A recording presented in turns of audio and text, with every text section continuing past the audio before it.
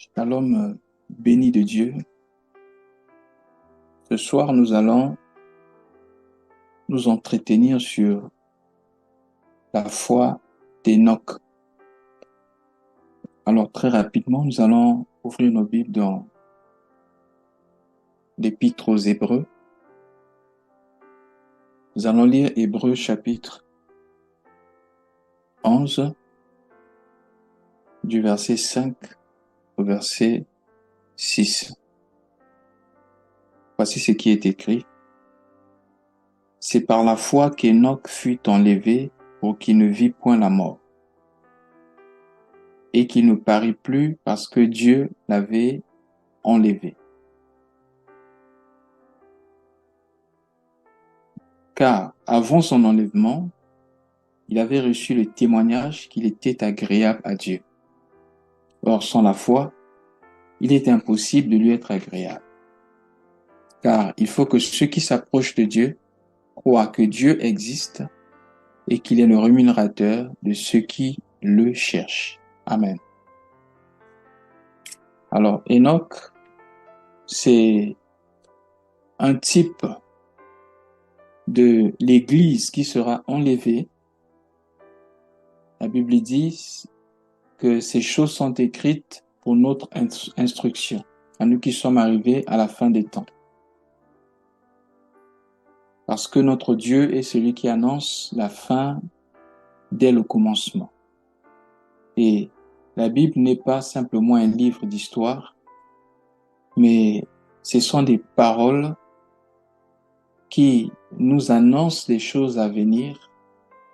Et je rends grâce à Dieu parce qu'il y a des choses qui ont été annoncées des centaines d'années en arrière qui se sont accomplies et il y a encore beaucoup de choses qui restent à s'accomplir.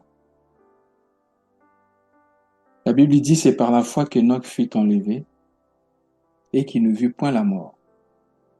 Pourquoi il fut enlevé? La Bible dit parce qu'avant son enlèvement, il avait reçu le témoignage qu'il était agréable à Dieu. Et la Bible explique que sans la foi, il est impossible de lui être agréable. Mais la Bible définit maintenant la disposition de la vie ou du cœur de celui qui a la foi. On dit, il faut que celui qui s'approche de Dieu, premièrement, croit que Dieu existe. Ensuite, il est le rémunérateur de ceux qui le cherchent. Avant, je définissais la foi comme une manière d'attendre patiemment ou impatiemment ce que nous avons demandé auprès de Dieu. Et ce temps d'attente, d'espérance qu'on avait dans le cœur, je me disais, là, j'ai la foi. Donc, je verrai la manifestation. Mais quand j'ai compris un peu ce passage d'Hébreux chapitre 11, versets 5 à 6, je me suis rendu compte que la foi n'est pas un moyen pour obtenir des choses auprès de Dieu, mais plutôt un moyen pour tout donner à Dieu. Et que la foi consiste d'abord à croire que Dieu existe. Lorsque nous regardons l'Église actuelle, les enseignements prêchés quelquefois dans les églises, les chants chantés par ceux qu'on appelle les chants chrétiens, quelquefois certains livres, vous allez vous rendre compte que ce sont même ces choses-là et ces hommes-là, ces chansons-là, qui nous enlèvent la foi en Dieu et qui nous éloignent de la foi authentique. Je donne un exemple. Vous chantez une chanson dans laquelle on dit « Oh Dieu, tu es où? Tu es où? Je ne te vois pas. » Alors que la Bible dit « Je ne t'abandonnerai point et je ne te délaisserai jamais. » La Bible dit « Voici, je suis avec vous jusqu'à la fin du monde. » Mais vous, vous chantez des chansons qui disent « Seigneur, tu es où? Je ne te vois plus. » Donc, c'est une chanson qui peut créer le manque de foi dans le cœur. Je donne un autre exemple. Dans certaines églises, ils ont pris l'habitude d'invoquer le Saint-Esprit à chaque fois que les gens se réunissent. comme si l'Esprit venait et repartait. Donc c'est comme si le Saint-Esprit était utile seulement pour le moment où il se retrouvait pour une certaine réunion et après quoi, il partait. Comme si l'Esprit partait et revenait. Donc du coup, on a fait du Dieu que nous prions un Dieu circonstanciel. Le Dieu qui intervient pendant que nous sommes au culte. Du coup, après le culte, on n'a pas besoin de lui. On a fait donc de notre communion avec Dieu quelque chose de circonstanciel. Ça devient un moment avec Dieu. Alors que notre connexion avec Dieu, selon les normes de la nouvelle alliance, c'est que nous devons vivre en Dieu, avoir Dieu en nous 24 heures sur 24. C'est là où la Bible dit prier sans cesse. On nous a montré un Dieu circonstanciel.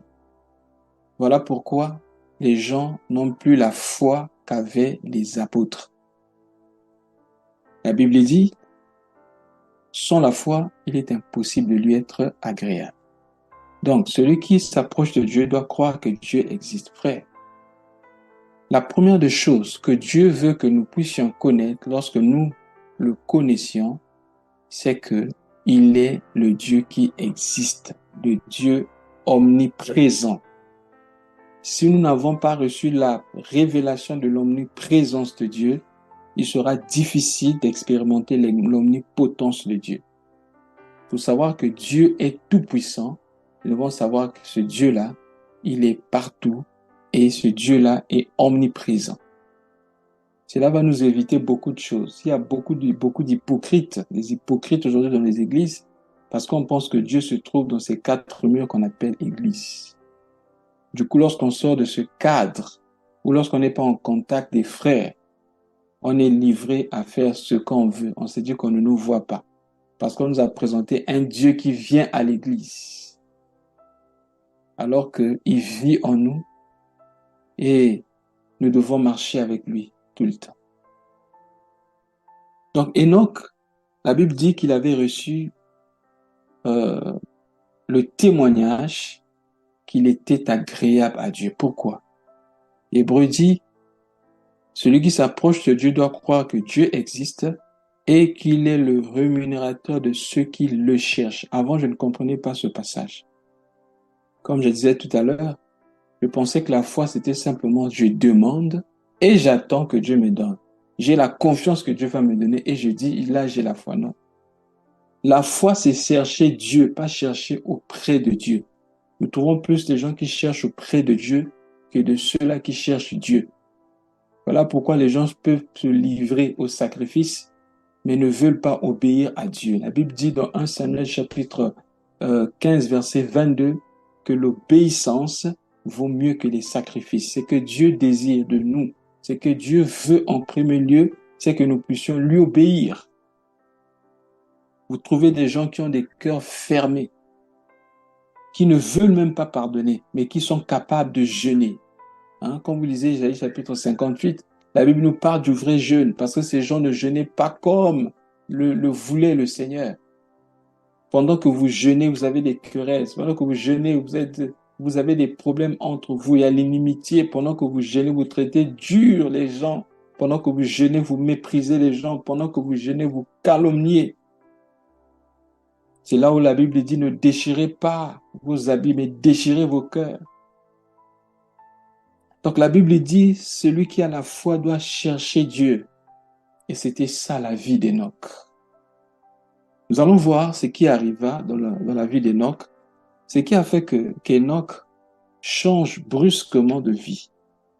Allons dans Genèse chapitre 5. Vous savez, souvent lorsque le Nouveau Testament cite les passages où les hommes qui se trouvent dans l'Ancien Testament, c'est toujours important de repartir pour comprendre un peu le contexte et ce qui va nous aider à comprendre non seulement le contexte, mais à maîtriser le sujet qui est présenté. Prenons Genèse chapitre 5 et nous allons lire du verset 21 au verset 27. La Bible dit, Enoch, âgé de 65 ans, engendra Métouchéla. Enoch, après la naissance de Métouchéla, marcha avec Dieu. Retiens bien ça. Pour ceux qui notent, vous pouvez souligner, après la naissance de Métouchéla, Enoch marcha avec Dieu. 300 ans et il engendra des fils et des filles. Verset 23. Les jours d'Enoch furent de 365 ans. Enoch marcha avec Dieu, puis il ne fut plus parce que Dieu le prit. On peut s'arrêter là. Enoch marcha avec Dieu pendant 300 ans. Il ne fut plus parce que Dieu le prit. C'est ce que l'auteur de l'Épître aux Hébreux là-bas annonce. Et l'auteur de l'Épître aux Hébreux explique que si Enoch fut enlevé, c'est parce que Enoch avait reçu le témoignage avant son enlèvement qu'Enoch était agréable à Dieu. Bien-aimé, l'une des erreurs que l'Église fait aujourd'hui, c'est de présenter simplement les activités, les œuvres, sans regarder d'abord à la vie de la personne. Vous savez que lorsque nous lisons les Écritures, vous allez constater que quand Dieu dit de Jésus, homme, celui-ci est mon fils bien-aimé, en qui j'ai mis toute mon affection, c'est-à-dire qu'il était agréable à Dieu, Jésus n'avait prêché aucun message, n'avait opéré aucun miracle. Mais c'est lorsqu'il est rentré dans les eaux du baptême, lorsqu'il a renoncé à lui-même, c'est là qu'il a reçu le témoignage qu'il était le fils agréable à Dieu, le fils agréé en qui Dieu a mis toute son affection. Donc, frère, ce que Dieu nous demande, ce n'est pas d'abord ce que nous faisons pour lui, mais d'abord ce que nous sommes. Lorsqu'il a vu que le Fils s'est humilié et s'est identifié à l'homme pécheur et rentré dans les eaux du baptême en obéissant à la volonté de Dieu, il dit, celui-ci est vraiment agréable à mes yeux. C'était le cas d'Enoch. Mais qu'est-ce qui changea brusquement la vie d'Enoch?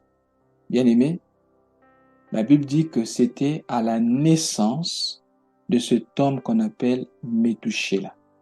J'aimerais rappeler ici que Métouchéla, c'est l'homme le plus âgé de la terre. Il a vécu 969 ans. Et quand vous lisez bien, à l'époque d'Enoch, les gens atteignaient 800 ans. Certains arrivaient jusqu'à 900 et quelqu'un comme Adam qui a vécu pendant 920 ans, etc. Mais quand vous voyez bien par rapport à Enoch, Enoch n'a pas vécu plus de 500 ans. Il était âgé de 65 ans lorsqu'il a engendré Métouchéla et après cela, Enoch a vécu pendant 300 ans. Donc Enoch, différent de ses prédécesseurs et de ceux qui sont venus après lui, Enoch n'a vécu que 365 ans sur la terre et il ne fut plus parce que Dieu le prit. Enoch est enlevé avant son père et avant son fils. Mais c'est la naissance de Métouchéla, dans d'autres versions on parle de Méthusalem, qui déclencha quelque chose dans la vie d'Enoch. Que signifie le nom Métouchéla? Le nom Métouchéla signifie à ta mort, inondation, à ta mort, les projectiles. L'homme était tombé dans le péché, chassé hors du jardin. Quand Métouchéla est venu au monde, Enoch a reçu la révélation de Dieu qu'un jour, Dieu allait exterminer les habitants ou encore Dieu devait détruire cette terre. Parce que le nom d'Enoch signifie à ta mort, inondation, à ta mort, les projectiles. Il a reçu la révélation que Dieu allait détruire le siècle présent. Dieu allait détruire cette terre et cela créa, bien aimé, une crainte respectueuse dans son cœur. Enoch décida en fait de s'attacher à Dieu. Parce qu'il savait que la cité dans laquelle il vivait n'était pas éternelle. Il devait s'attacher au Dieu éternel afin de bénéficier de cette cité qui est céleste. Et c'est comme ça qu'Enoch décida de marcher avec Dieu. Frère, marcher avec Dieu signifie marcher dans la même direction que Dieu, avoir les mêmes pensées que Dieu, s'occuper de ce que Dieu veut, se préoccuper de ce qui préoccupe le cœur de Dieu. Vous allez voir que de ceux qui sont venus avant lui, la Bible dit, ils eurent des enfants et après ils sont partis. Ils eurent des enfants, ils sont partis. Mais Enoch, ce n'était pas le cas. Enoch, c'est quelqu'un qui est venu pour changer les choses. Enoch n'a pas vécu comme, bien aimé, ceux de sa génération. Parce que le style, c'était bon, je me marie, je construis, j'ai des enfants, c'est que j'ai réussi. Mais ce n'était pas le cas d'Enoch. Enoch a marché avec Dieu. Et il ne fut plus parce que Dieu le prit. Bien aimé dans le Seigneur. La prophétie d'Enoch s'est accomplie en partie. Parce que le nom Métouchéla signifie à ta mort, inondation, à ta mort et projectile. On n'a pas le temps de faire des calculs, mais si vous calculez bien, c'est lorsque Métouchéla est mort que Noé a eu 600 ans et c'est ce même jour-là que le déluge a commencé. Bien-aimés, les prophéties du Seigneur sont exactes. Tout ce que Dieu dit arrive à son accomplissement. Mais la Bible dit dans le livre de Jude qu'en fait Enoch avait prophétisé sur le retour du Seigneur. Vous imaginez? Enoch avait prophétisé sur le retour de Jésus-Christ. On va lire ça dans Jude, le livre de Jude. Jude chapitre 1, le verset 14. Écoutez ce que dit la Bible. C'est aussi pour eux qu'Enoch, le 7e depuis Adam, a prophétisé en ces termes. Voici le Seigneur est venu avec ses saints myriades pour exercer un jugement contre tous et pour faire rendre compte de tous les impies, pour faire rendre compte à tous les impies parmi eux de tous les actes d'impiété qu'ils ont commis et de toutes les paroles injurieuses qu'ont proférées contre lui des pécheurs impies. Verset 16. Ce sont des gens qui murmurent, qui se plaignent de leur sort, qui marchent selon leur convoitise et qui ont à la bouche des paroles hautaines, qui admirent les personnes par motif d'intérêt. Ô bien-aimés dans le Seigneur. On dit qu'Enoch avait prophétisé depuis longtemps. Et quand Enoch a prophétisé, il a prophétisé, bien-aimé, le jugement. Or, la première venue de Jésus-Christ, il était venu comme un agneau pour nous sauver du péché. Mais attention, il reviendra comme un lion pour juger le péché. Mais Enoch a parlé, bien-aimé, de ce jugement. Et quand il viendra juger, bien-aimé, c'est là que, bien-aimé, nous allons connaître la destruction. Enoch a parlé de la destruction au temps de Noé, mais Enoch, bien-aimé, a prophétisé aussi par rapport à la destruction qui viendra lorsque le Seigneur Jésus-Christ va retourner. C'est là, nous n'avons pas encore connu cela.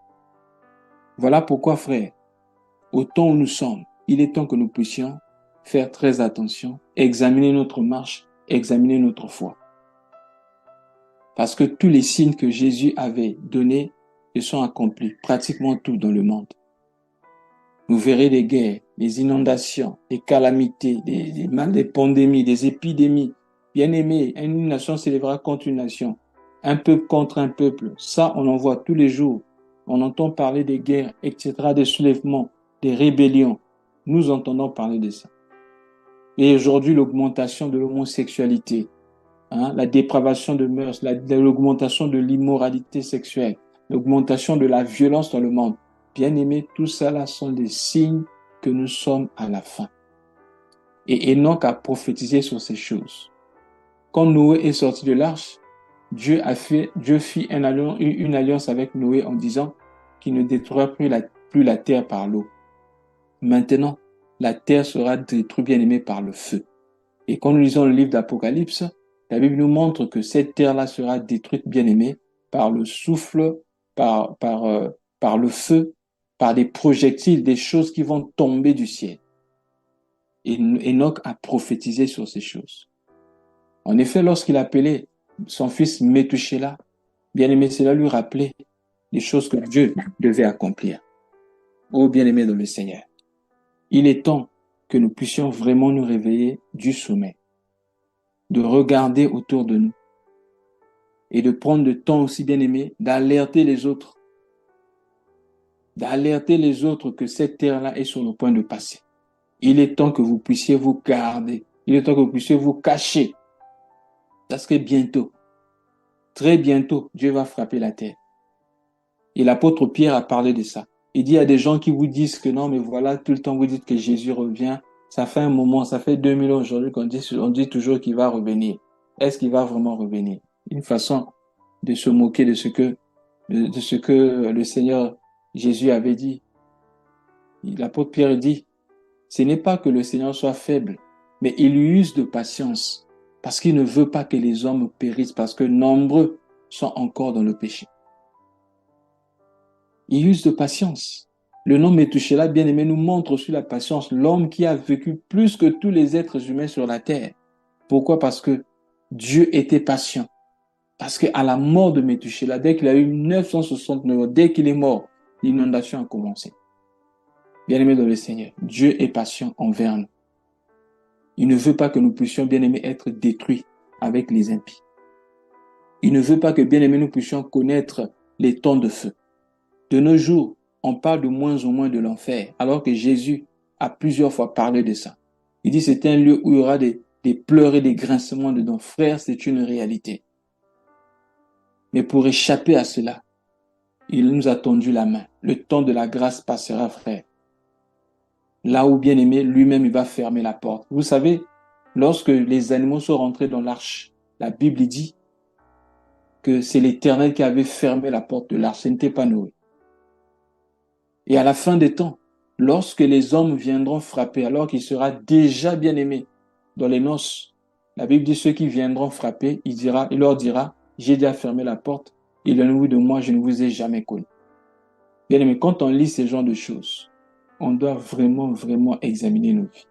Il dit, ce ne sont pas ceux qui me disent Seigneur, Seigneur, qui hériteront le royaume, mais celui qui fait la volonté de mon Père. Plusieurs viendront ce jour-là et diront, n'avons-nous pas prêché en ton nom? Guéri plusieurs malades, prophétisé, guéri les malades, prêché, enseigné, etc. Je leur dirai ouvertement, je ne vous ai jamais connu. Frère, que ça ne soit pas notre cas, que ça ne soit pas mon cas, ça ne soit pas ton cas. Aujourd'hui même, si vous entendez sa voix, n'endurcissez pas vos cœurs. Ne nous confions pas aux œuvres que nous faisons. Ne nous confions pas aux activités religieuses ou spirituelles. Pensons que Dieu sera apaisé envers nous parce que nous accomplissons les œuvres spirituelles, les œuvres religieuses, etc. À la dernière minute, bien aimé, on peut manquer le ciel. C'est pourquoi nous devons toujours être prêts. Tout le temps être prêts. Laver toujours nos robes. Si nous avons des problèmes contre des gens, réglons ces problèmes. S'il faut pardonner, pardonnons. Soyons toujours prêts, frères. Parce que la Bible dit racheter le temps, car les jours sont mauvais.